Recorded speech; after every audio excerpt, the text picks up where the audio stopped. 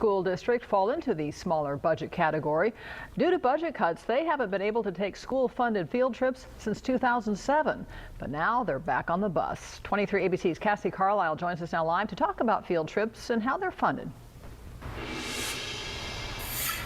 Second graders were beyond excited when they walked through the doors to the Buena Vista Museum for a field trip, this holding a special meaning for a few.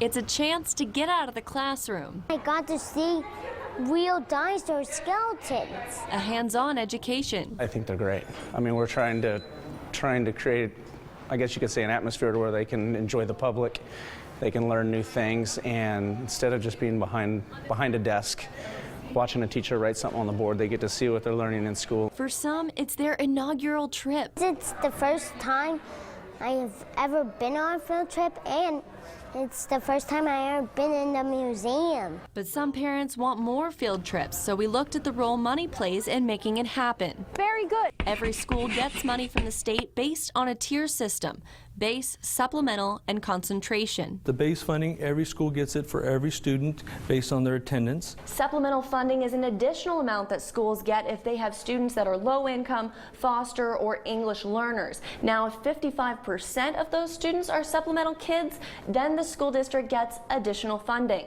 The base funding piece is really to meet the basic needs, provide books, the necessary educational components for all students. The extra money a school gets for supplemental students goes towards helping those students learn in a way the district deems fit, which can include field trips.